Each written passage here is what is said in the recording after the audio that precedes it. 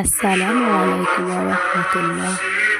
হযরত মুহাম্মদ সাল্লাল্লাহু আলাইহি ওয়াসাল্লাম সাহাবাদেরকে নিয়ে ইসলামে প্রতিষ্ঠিত করার জন্য জ্ঞান মালের কোরবানিকে এমন এক স্তরে পৌঁছেছেন যে আবু জেহেলের হাতে কঙ্গরও কালেমা শাহাদাতের সাক্ষ্য দিয়েছেন।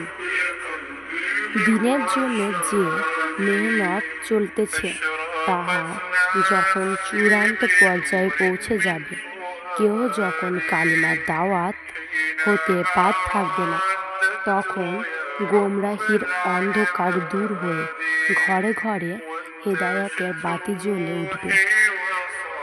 কোনো সন্তানই মায়ের গর্ভ হতে চোর ডাকাত হয়ে আসে না, ফুলের মতো মাসুম বেগনার হয়ে আসে।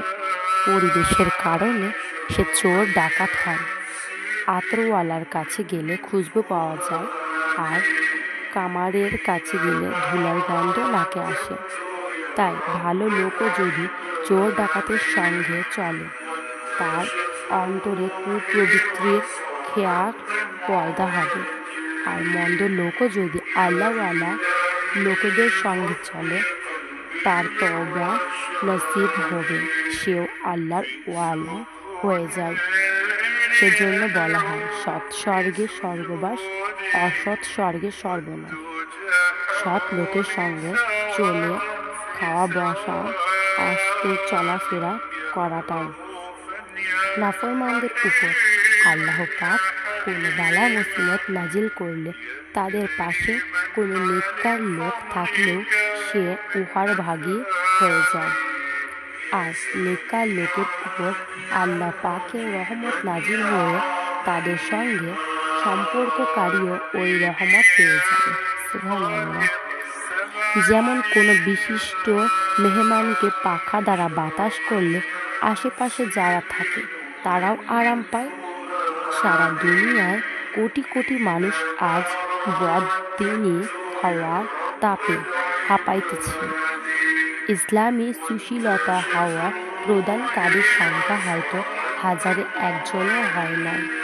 যেখানে একটি তাল পাখা 10 জন লোক বাতাস পাইতে পারে, সেখানে যদি 10,000 লোকের জন্য একটি পাখার ব্যবস্থা করা হয়, তবে গরম বাতাস ঠান্ডা হবে না। আর যদিও দাওয়াত ও কালিমার কাজ দেশে দেশে চলতেছে, তবুও সারা দুনিয়ায় কোটি কোটি গোমরাহ মানুষের প্রয়োজনের তুলনায় উহা নিতান্তই কম। প্রচারের প্রসার ঘটে।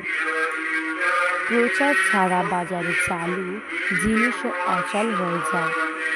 দ্বীনের দাওয়াতের চাইতে লাভজনক ব্যবসা মানুষের জন্য আর কোনোটাই নেই। তার দিনে খাঁটি মোকাল্লেম তৈরির মেহনত জারি রাখতে হবে, তাহলে আলেমের ময়দানে ফসল দেখা দেবে।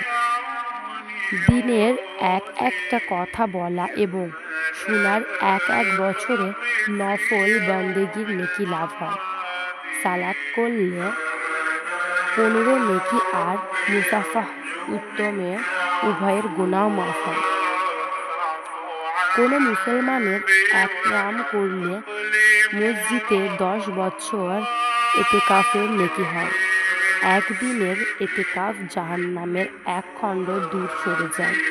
কাহারও একটি হাজত পুরা করলে আল্লাহ পাক তার 73টি হাজত পুরা করে দেবেন।